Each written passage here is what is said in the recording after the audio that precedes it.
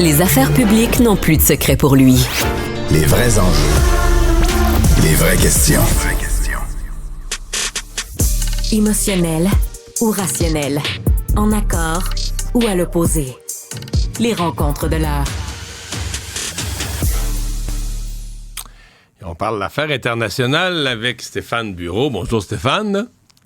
Monsieur Dumont, bonjour. Oui, bonjour. Au sortir des législatives en France, on avait l'impression que les partis unifiés de la gauche avaient obtenu une pluralité. Il n'y avait pas la majorité, personne n'avait la majorité, mais ils avaient obtenu une pluralité. Ils en étaient sortis avec l'idée que démocratiquement, c'est de leur camp, de leur rang, que devrait sortir un premier ministre.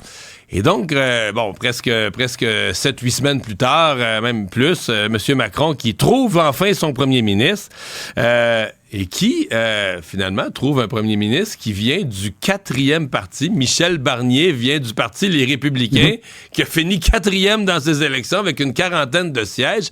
Est-ce un déni de démocratie? La question se pose, deux choses. Il vient de trouver, disais-tu, son premier ministre. Les conseillers à l'Élysée de M. Macron disaient qu'il était dans le SCOP.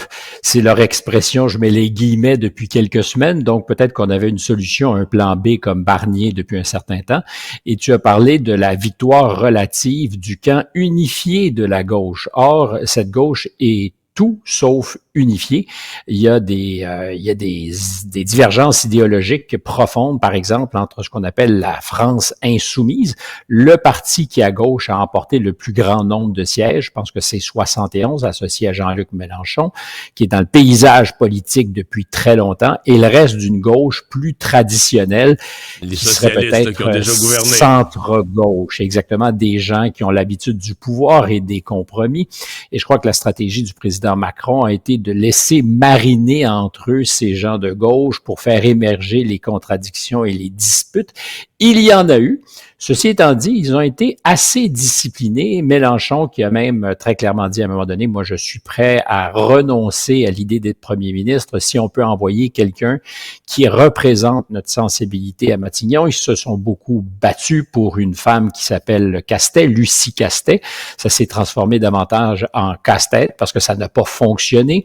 Le président Macron avait décidé d'appliquer, je dirais, à la lettre, les instructions qui avaient été données par M. Mitterrand d'autres temps sur la façon de gérer le pouvoir, donner du temps au temps. Alors, il s'était donné du temps, puis là, déjà, il y a peut-être un déni de démocratie, des élections qui ont eu lieu début juillet, et une soixantaine de jours plus tard, il n'y avait pas de premier ministre nommé. Il parlait d'une trêve olympique. Alors, c'est clair que c'est pas une trêve paralympique, parce que ça se termine dimanche. Alors, il y a une distinction déjà ici dans les priorités du président, mais c'est vrai que ça pressait. Michel Barnier, donc homme de droite, tu le disais très justement, 4e parti. Ce qu'on peut soupçonner, c'est qu'il n'y aura pas de sanctions contre un éventuel gouvernement qui sera formé par M. Barnier. Alors, M. Macron, le président de la République, l'a clairement dit, on n'est pas en état de cohabitation, mais de coexistence exigeante. En théorie, le président ne va pas se mêler du cabinet qui sera formé par M. Barnier, sinon peut-être pour les affaires étrangères et la défense. Mais là, lui devra aller chercher, exemple, dans les socialistes, probablement pas dans la République, dans la France insoumise, mais chez les socialistes, dans le parti de Macron, va aller faire une espèce de cabinet multicolore en misant un peu sur le carriérisme de chacun qui vont être tenté par des postes de j'ai-tu dit Mario, carriérisme, ça n'existe pas, ça, en politique. La volonté de servir mieux son pays. Voilà, la volonté de servir. Je ne sais pas, je suis certain que tu t'es pas payé non pas ce luxe, mais ce plaisir. J'ai écouté Ségolène Royal, que je connais par ailleurs assez bien, avec qui j'ai souvent fait des interviews, mais justement faire campagne sans faire campagne depuis quelques jours, comme plusieurs autres qui disaient, moi, j'ai absolument aucune ambition, moi, je ne veux que servir, moi, je ne veux qu'aider une France qui est dans un cul-de-sac. Alors, ils étaient nombreux à vouloir servir. Oui, c'est beau, et je pense qu'il y aura beaucoup de gens, y compris son ancien mari, François Hollande, qui est aujourd'hui député, qui a été président et qui est dépité, parce qu'il a espéré lundi, il était allé à l'Élysée en se disant peut-être que je pourrais être le candidat de compromis pour faire éventuellement premier ministre. Et là, l'ancien ministre de M. Hollande, qui est Emmanuel Macron, il lui a fait un pied de nez, il l'a fait venir, puis finalement, non, finalement, François, on n'aura pas besoin de toi. Mais ça nous amène à... Donc, à Barnier, là. Conclusion sur Barnier, c'est qu'on dit un homme vraiment là, un négociateur, un fin négociateur, un homme capable de cette diplomatie. Est-ce qu'on y croit? Mm-hmm.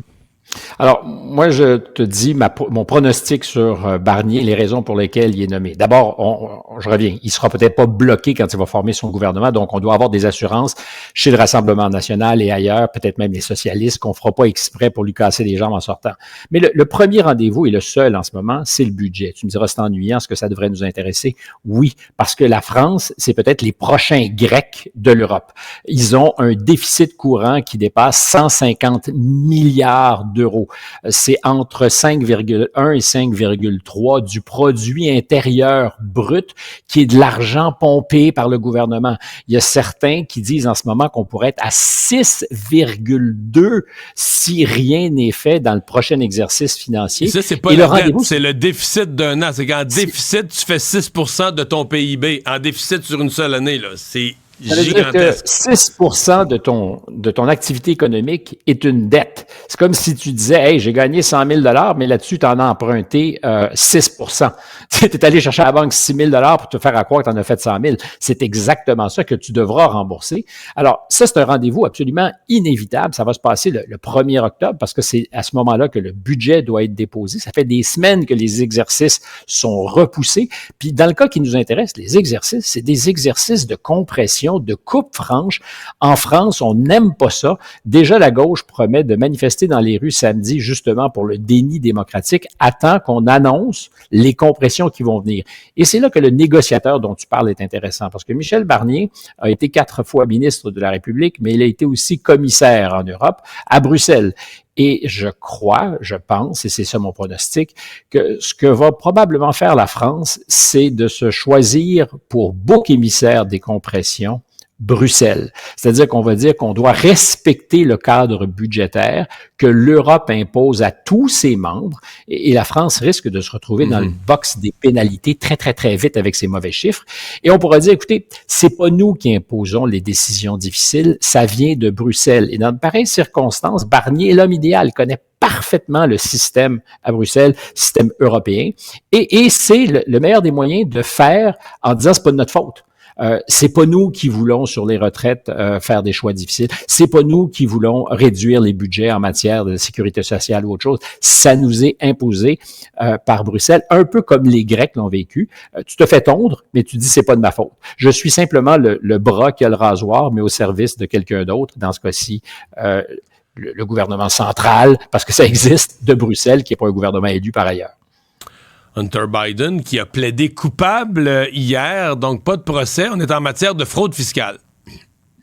Oui, très, très rapidement, en fait, parce que ça n'aura pas l'impact que ça aurait pu avoir sur la campagne. Parce que le père est plus candidat, oui, c'est ça. Exactement. La seule vraie question, c'est, alors, il a accepté de plaider coupable, d'éviter un procès qui aurait été probablement gênant pour M. Biden-Hunter, mais aussi pour l'ensemble de la famille. À ce jour, quand on pose la question à la Maison-Blanche, est-ce que le père pourrait choisir de donner un pardon à son fils? Parce qu'il est susceptible d'aller en tôle jusqu'à 17 ans. Je pense pas qu'on aille jusqu'à là, mais ça reste que c'est très sévère. Est-ce qu'à la toute dernière minute, le 19 janvier, avant de passer la main, M. Biden père pourrait choisir de pardonner son fils? À suivre, pour l'instant, on dit non. Dans le cours de cette campagne électorale, ce qui retient mon attention, comme la tienne surtout, c'est Elon Musk qui devient de plus en plus un acteur officiel. D'abord, il pèse lourd parce que X, ça pèse lourd. Il a beaucoup d'abonnés, de followers. On parle de plus de 100 millions, sinon près de 200 millions, je pense. Je fais attention, là, j'en suis pas certain, mais il pèse lourd. Il s'est prononcé en faveur de M. Trump quelques minutes après l'attentat de juillet dernier. Et là, aujourd'hui, Donald Trump, hier, qui dans un discours devant une assemblée de gens d'affaires à New York, disait « Nous allons créer un comité pour dégraisser l'appareil d'État. Il promettait en 2016 d'assécher le marais politique. Et là, c'est de dégraisser la machine d'État, d'aller trouver des sources d'économie, de faire en sorte que ça soit plus efficace. C'est une chose dont on est convaincu, c'est qu'à la hauteur de ces entreprises, Elon Musk a su faire ça. C'est le gars qui est rentré quand il a acheté... Quand ça s'appelait Twitter, qui est rentré avec son évier dans les mains. Je sais pas si tu te souviens, il y avait une espèce de lavabo. Il est rentré, puis il a dit, bon, on commence le ménage, puis il a mis à porte plus ou moins 50% de ses employés et a fait la démonstration que ça pouvait encore fonctionner. Alors, il y a des gens qui vont dire, non, justement, X n'est pas Twitter, mais il l'a fait avec Tesla, il l'a fait avec son projet de fusée qui va aller sur Mars. Est-ce qu'on le voit réformateur de l'État? Ça frappe l'imaginaire. C'est deux choses. C'est parce que c'est deux choses. Gérer une compagnie puis gérer un État, deux choses. Ce qu'on retient, c'est que M. Trump accumule des appuis tactiques. Robert Kennedy, qui vient avec son fardeau de bagages, mais qui parle à certains électeurs. Tulsi Gabbard, une ancienne démocrate.